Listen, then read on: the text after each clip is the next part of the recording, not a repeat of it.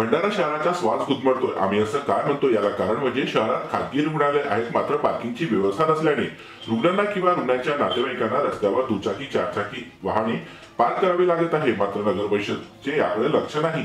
भंडारा शहरात 60 पेक्षा अधिक खासगी रुग्णालय आहेत। प्रत्येक रुग्णालयात बांधकाम करताना इमारत पार्किंगची व्यवस्था नकाशामध्ये दाखवल्यानंतर नगर परिषदेकडून बांधकामाची एनओसी दिली जाते, मात्र नकाशा वेगळा सादर केला जातो व बांधकाम नियमांना धाब्यावर बसवून केला जातो। एकदा नगर परिषदेकडून बांधकामाची परवानगी मिळाली की रुग्णालय बांधकाम करणारे नियमांना डावलून वाटेल तसे बांधकाम करतात। इतकेच नाही तर बांधकाम सुरू असताना नगर परिषद अधिकाऱ्यांना नियमबाह्य बांधकाम दिसलं तरी त्यावर कारवाई केली जात नाही।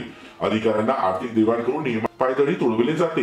याचा त्रास रुग्णालयात येणाऱ्या रुग्ण तसेच नातेवाईकांना होतो। रस्त्यावर दुचाकी चारचाकी वाहने उभी ठेवल्याने जाणाऱ्या येणाऱ्या लोकांना देखील याचा त्रास सहन करावा लागते। मात्र शहरात पोलिसांच्या डोळ्यासमोर रस्त्यावर वाहने उभी ठेवली जातात, मात्र यावर कारवाई केली जात नाही। भंडारा शहरामध्ये बरेचसे हॉस्पिटल आहे, रोडच्या लगत आहेत, त्यांना कुठलीही पार्किंगची व्यवस्था नाही। जर काय नेमकी कारवाई करण्यात येणार आहे आणि आपल्याकडून त्यांनी परवानगीची माहिती घेतली पाहिजे। हे बघा, जेव्हा आपल्याकडे बांधकाम परवानगीसाठी अर्ज येतो आणि खास करून हॉस्पिटल कमर्शियल बांधकाम परवानगी असेल तर आपण सगळे नॉर्म्स बघूनच देतो।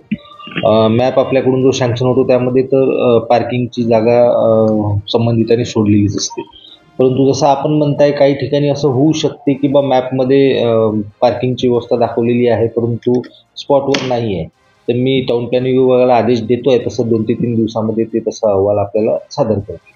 नेमकी काय कारवाई करण्यात? हे बघा, आपल्याकडे जे बांधकाम परवानगी आपण देतो नगरपालिका क्षेत्रामध्ये ते 2 GR अंतर्गत देतो। एक UDPCR आहे आणि एक MRTP आहे। MRTPचा कलम 52, 53, 54 अंतर्गत प्रत्येक हॉस्पिटल किंवा प्रत्येक कमर्शियल प्रतिष्ठान जे आहे त्यांनी पार्किंगची व्यवस्था सोडायला पाहिजे। UDPCRचं चॅप्टर 8 असं म्हणतो की प्रत्येक हॉस्पिटलने जर तो 10 बेडचा हॉस्पिटल असेल तर किमान 3 कार आणि 10 छोट्या गाड्या स्कूटर्स तिथं बसू शकल्या पाहिजे, एवढी पार्किंगची व्यवस्था त्याने सोडायला पाहिजे।